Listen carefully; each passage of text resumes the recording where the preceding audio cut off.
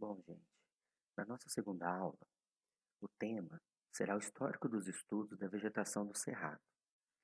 Com essa aula, eu quero passar para vocês tanto os nomes importantes de pesquisadores que começaram os estudos no Cerrado, quanto aqueles que mantêm a pesquisa ativa com grandes resultados, mostrando o Cerrado como ele é, para que a gente possa entender a contribuição nesses pesquisadores e também vou falando como ah, foi evoluindo os estudos, quais foram os primeiros, se foram de ecologia, de levantamento da vegetação, de fisiologia, e onde a gente conseguiu chegar hoje, o conhecimento adquirido, todo o conhecimento gerado sobre o cerrado, tá bom?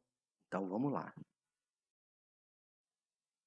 Não há como começar a falar de cerrado e principalmente pensando no histórico dos estudos da vegetação do Cerrado, não começando pelo Eugenius Warming.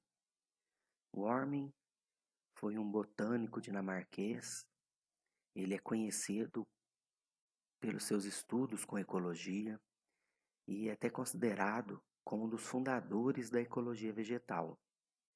Esse dinamarquês publicou em 1892 esse livro sobre a Lagoa Santa, sobre aquela região de Lagoa Santa e a vegetação que predominava naquele local. Em 1908, esse livro foi traduzido para o português devido à sua grande importância. É o primeiro levantamento que ocorreu na região do Cerrado, e a ideia do livro não era só mostrar a vegetação, mas também tentar explicar a ocorrência dessa vegetação, os fatores que estavam ali associados à ocorrência e à origem dessa vegetação. Ele é considerado o primeiro estudo biológico e fisiológico feito no Brasil. Tem uma importância muito grande, não só histórica, mas já mostrando o começo das ideias, né, que iam perdurar durante muito tempo em relação à vegetação do cerrado. O próximo que a gente vai estudar é o professor Felix Hauicher. Ele é um pesquisador e professor alemão. Ele veio para o Brasil no começo da década de 30. Ele foi convidado e o tempo naquela época, né, no começo da década de 30, na Alemanha, estava começando o hitlerismo e o professor Haicher, ele é de origem judaica, então ajudou bastante, né, esse convite. E ele já veio para o Brasil e aqui ele começou os primeiros trabalhos com fitoecologia e orientou diversos pesquisadores que começaram os trabalhos no Cerrado, né, junto com ele, né, e mantiveram a formação de vários estudantes ao longo de diversas décadas aqui no Brasil. Ele teve uma preocupação muito grande com a bibliografia para os estudos, né, dos estudantes, e aí ele começou a publicar trabalhos de fitoecologia, tudo em português. Dos primeiros estudos, ele já concluiu que a água é um fator limitante para a vegetação. E a importância desse estudo, não só para a vegetação natural, também é importante para as áreas cultivadas no Brasil. Ele orientou vários professores, né, importantes pesquisadores sobre o Cerrado, como Mário Guimarães Ferri, a Mercedes Rachid e a Berta Lange de Morretes. Todos esses eu vou falar, né? A gente vai discutir um pouquinho aqui na aula e a gente vai discutir mais ainda no nosso encontro síncrono. Então vamos lá. Eu começo com essa frase: as plantas do cerrado transpiram livremente. É importante a gente entender, né, os primeiros estudos com plantas de cerrado e os pesquisadores já começavam a tentar entender como a vegetação funcionava. É claro que quando você chega numa vegetação, né, a gente tem que conhecer quais plantas, quais espécies, quais famílias predominam naquele ambiente, fazer um estudo de composição florística, fitossociológica. Mas os pesquisadores daquela época já tinham a ideia ou já tinham aquela curiosidade de entender como que aquelas plantas funcionavam naquele ecossistema tão diverso e diferente que era o cerrado. Em 1944, o professor Ferri, ele, na tese de doutoramento dele, ele já publicou um trabalho que mostrava essa preocupação sobre o uso de água da vegetação. E ele, a tese dele mostrou que as plantas de cerrado transpiravam livremente. Eles não utilizavam os mesmos equipamentos que a gente utiliza hoje em dia, né, que são os IRGAs, que são analisadores de gases por infravermelho. Eles pegavam as folhas, pesavam as folhas numa balança e faziam diversos pesos em tempos sucessivos para ver essa perda de peso. Eles relacionavam isso à perda de água e ao controle estomático. Olha que interessante. E como mostra esse gráfico aí, ao longo do tempo, existia uma relação entre a transpiração da folha e a evaporação de água. Então, com isso, eles puderam concluir, né, o professor Ferri, nesse trabalho de 44, que as plantas de cerrado elas não tinham um controle estomático da transpiração. Elas transpiravam livremente, quer dizer, elas mantinham a transpiração, isso mesmo depois da folha destacada do corpo da planta. Dando continuidade, a professora Mercedes Rachid, em 1947, continuando os trabalhos sobre transpiração das plantas do cerrado, ela aumentou um pouquinho o leque, né, e ao invés de só plantas permanentes, como árvores e arbustos, que a gente pode ver aí no nosso esquema, que tem um sistema radicular mais profundo, ela incluiu na análise plantas com sistema radicular menos profundo, plantas herbáceas, né, plantas que ela classificou como vegetação de verão. E ela viu que a profundidade do sistema radicular das plantas tinha relação com a transpiração. Quer dizer, plantas que tinham sistema radicular menor que 1 metro, então não atingiam mais que 1 metro para dentro do solo, elas tinham um controle estomático maior do que as plantas que tinham um sistema radicular mais profundo, como as árvores. Então já tinha um trabalho de ecologia, de relação, de características. Em 1956, ela publicou um trabalho sobre como o fogo afeta a vegetação do cerrado. E ela viu que diversas gramíneas, essas espécies herbáceas que ocorrem no cerrado, elas têm adaptações que permitem que, após o vento de fogo, as plantas comecem a rebrotar. Então, parte da bainha da folha continuava no caule da planta e isso protegia a planta contra os eventos de fogo, mostrando que a vegetação do cerrado é uma vegetação adaptada a esses eventos de fogo. Então, quer dizer, existe uma seleção de espécies no cerrado que são adaptadas aos eventos de fogo. E isso é importante porque já mostra como o fogo é um fator determinante na vegetação do cerrado. E continuando esses trabalhos, o professor Leopoldo Magno Coutinho, na década de 70, ele viu que tinha outra relação, que algumas espécies sincronizavam a abertura de frutos e a dispersão das sementes em relação a esses eventos de fogo. Esses trabalhos começaram a moldar os trabalhos mais novos, que eu vou colocar, né, a gente vai discutir mais para frente, em relação ao efeito do fogo no cerrado. E eu acho legal esse desenho aí, esse esquema que eu fiz, que é o que começou a ter ideia dessa seleção de espécies. Então a professora Mercedes Rachid começou essa ideia de, então, o fogo passa no cerrado, a espécie que não é adaptada ao fogo, ela é selecionada negativamente ao longo do tempo, como mostra a direita na figura. A tendência é que a espécie desapareça, ela não ocorra mais no cerrado. E aí o próximo grupo de estudos, né, a gente vai entrar um pouco na anatomia das folhas de planta do cerrado, é um estudo anterior ao que eu falei do Leopoldo Magno Coutinho, de 1977, mas eu juntei o do Coutinho com a professora Mercedes Rachid para ficar mais fácil a gente entender, tá? Mas então esses estudos de anatomia, esses primeiros, eles começaram a descrever como que eram as folhas das plantas de cerrado, e viam que eram folhas, as plantas eram plantas diferentes, adaptadas ao fogo, a um solo mais pobre em nutrientes, uma sazonalidade climática. E nesses primeiros estudos, a professora Berta e o professor Mário Ferri, eles viram que a epiderme das folhas era coberta por uma espessa cutícula, então isso ajudava, né, a evitar a perda de água. Os estômatos, eles eram localizados em depressões, como a gente pode ver aí na figura, né, um pouquinho mais abaixo da epiderme, com numerosos pelos. Então, todas essas características que eu falei até agora são características de plantas xerofíticas, então ajuda a planta a não perder muita água para o ambiente. Ainda tinha uma presença abundante de esclerênquima, então era uma folha um pouco mais dura, grossa, complexa. Nesses primeiros estudos, se a gente pegar o trabalho, todos estão disponíveis na internet. A revista é uma revista que a gente pode baixar os artigos. Você vai ver que tem desenhos muito bonitos mostrando a anatomia. Nessa época eles não tinham fotos, então os esquemas eram muito bem feitos, com muito esmero, com muito detalhe, e a gente consegue chegar hoje, né, nesses desenhos, né, hoje a gente consegue ver fotos, né, muito bem feitas, mas esses esquemas, né, da época, né, final da década de 60, são muito importantes para o entendimento da anatomia das folhas de cerrado.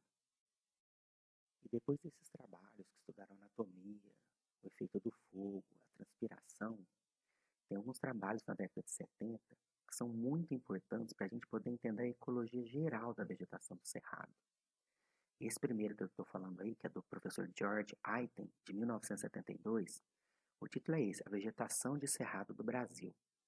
É um trabalho muito importante que descreve toda a vegetação, a relação com o clima, solos, a ocupação humana no cerrado. É um trabalho que, mesmo sendo publicado há mais de 30 anos atrás, 40 anos atrás, ele tem uma relevância científica. Até hoje ele é muito citado por ser um trabalho muito completo, um trabalho que descreve de forma completa o cerrado. E aí, ainda continuando na década de 70, então, um pesquisador que estudou muito o cerrado, a composição de espécies, fez levantamentos florísticos imensos na região do cerrado, que é o professor James Alexander Hatter, que em 1978, na década de 70, de 71 até 78, ele foi publicando uma série de trabalhos e mostrou a diferença que o solo pode fazer na composição de espécies em cerradão. Cerradão, como a gente já falei um pouco, mas a gente vai ver bem quando estudar a fitofisionomia, é uma savana florestada, é uma floresta que ocorre na savana e faz parte desse complexo de biomas. E ele viu que algumas espécies eram restritas a solos mais ricos, como eu coloquei aqui uma foto da Anadenanthera, né, que é um angico, e outras que eram restritas a solos mais pobres. E isso mostrava a diferença de um solo distrófico e mesotrófico em relação à composição de espécies. E aí, no final dessa década de 70, outra professora muito apaixonada pelo cerrado, que é a professora Nanusa Menezes, 1977, ela começou a estudar um grupo de espécies popularmente conhecidas como canelas de ema, que são espécies da família Velociaceae, que ocorre muito na Serra do Cipó, aqui em Minas, pertinho da gente. E ela, ao invés de só descrever, tentar entender a anatomia, ela colocou a anatomia no contexto evolutivo, né? A ideia de ser mais primitivo, ser mais derivado. E isso mostrou muito a evolução, tanto dos estudos que a gente está vendo até agora, quanto do conhecimento que a gente já tinha sobre o cerrado. E nessa década de 70, começou também os estudos sobre a origem do cerrado. Até então, como a gente já viu na nossa primeira aula, pensava-se que o cerrado era uma vegetação secundária, que devido à ocupação humana e eventos de fogo, aqui que era uma área de floresta, eu falo aqui porque em florestal a gente tem um limite, né, uma transição de cerrado e mata atlântica. Então o cerrado ele era uma área florestada e que depois de diversos eventos de fogo e ocupação humana se transformou no que ele é hoje. Só que a Laboriot, nessa década de 70, veio e mostrou que o cerrado é uma vegetação natural. E ela fez uma chave para a identificação de grãos de pólen, né, que ajudou muito nos estudos palinológicos que encontravam grãos de pólen. Esses extratos antigos, de 30 mil anos atrás, puderam comparar com os grãos de pólen de espécies atuais, para poder entender quais espécies ocorriam naquela época. Isso foi um ganho muito grande para os estudos palinológicos, mostrando que o cerrado era uma vegetação de ocorrência natural e não uma formação secundária. E agora a gente chega em estudos mais atuais, né? Eu começo por um não tão atual, na década de 80, mas um estudo clássico, né, que já mostra outro fator, que é o solo e a influência do solo na composição do cerrado. Um nome muito importante dessa época é o professor Mundayatan Haridasan, que ele aposentou na Universidade de Brasília, e ele estudou muito a nutrição mineral de plantas do cerrado.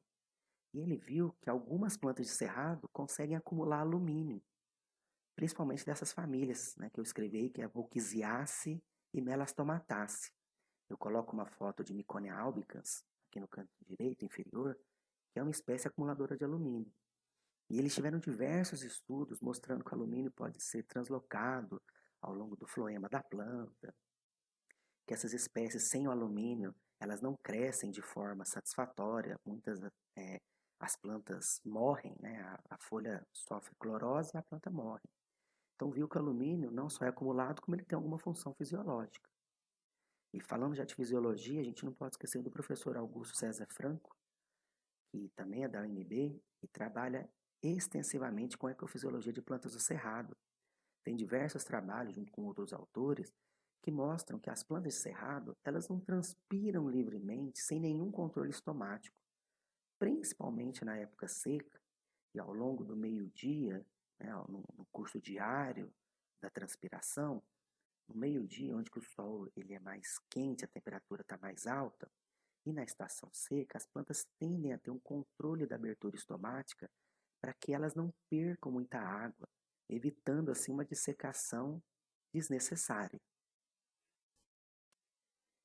E aí a gente chega de novo sobre estudos que investigaram o efeito do fogo sobre a vegetação. E aí tem um grupo da UNB, da Universidade de Brasília, da professora Heloísa Miranda, Mercedes Bustamante, do professor Antônio Miranda, que eles investigaram a temperatura do fogo na superfície do solo, da vegetação do cerrado, dentro do solo, algumas características das plantas que permitiam elas, a depois do evento de fogo, continuar vivendo no cerrado sem um problema de mortalidade alta. Né? Então, as espécies cerrado têm uma casca grossa, que após eventos de fogo, essa casca é destacada e a planta continua vivendo naquele ambiente. Então, esses estudos complementaram os primeiros estudos sobre o fogo na vegetação do cerrado. E aí eu já destaco que essas referências, elas são de um livro chamado The Cerrados of Brazil, que é um livro publicado em 2002 e que tem diversos trabalhos, tanto da vegetação, quanto da fauna, dos fatores ambientais que determinam essa vegetação. Um dos capítulos é escrito pelo professor Ari Teixeira de Oliveira Filho, e ele discute um pouco sobre a influência dos fatores ambientais sobre a vegetação, mostrando que o solo, o fogo, as chuvas que são sazonais, né, então essas mudanças sazonais no clima e as flutuações que ocorreram lá no quaternário determinaram essa vegetação e como ela é atualmente, como a gente já viu um pouquinho na nossa primeira aula. No nosso último slide dessa aula, eu escrevi uma frase porque acho que é importante a gente saber que os trabalhos que a gente faz, que essa aula que eu estou fazendo, nem sempre conseguem contemplar toda a diversidade de conhecimento que existe. A gente tem pouco tempo, né? Na nossa aula síncrona eu vou falar mais, vou lembrar dos pesquisadores que eu infelizmente não consegui incluir nessa aula. Então, diversos nomes de grandes pesquisadores que muito ajudaram no conhecimento sobre a vegetação do cerrado, eu não consegui citar nessa aula. Porém, assim, eles têm um reconhecimento muito grande. Né? Tem diversos pesquisadores que estudaram as trocas gasosas, fotossíntese, anatomia, relação solo-planta, a composição florística. Né? Isso sem falar a outra parte que a gente não está estudando nessa disciplina, que são as interações entre fauna e flora e outros. Então, assim, a gente tem que reconhecer que tem, na verdade, a diversidade de autores que contribuíram muito para o nosso conhecimento da vegetação do cerrado. Essa diversidade é muito grande. Né? Infelizmente, eu não consegui contemplar todos aqui, mas na aula a gente discute mais. Espero que vocês tenham visto essa evolução, né, dos estudos, essa mudança nos estudos, né, essa curiosidade que começou desde o início em relação à ecologia do cerrado e como a gente está hoje, como que os trabalhos chegaram, né, no nível de conhecimento que a gente tem hoje. Então, até mais, até a nossa aula síncrona. Valeu, gente!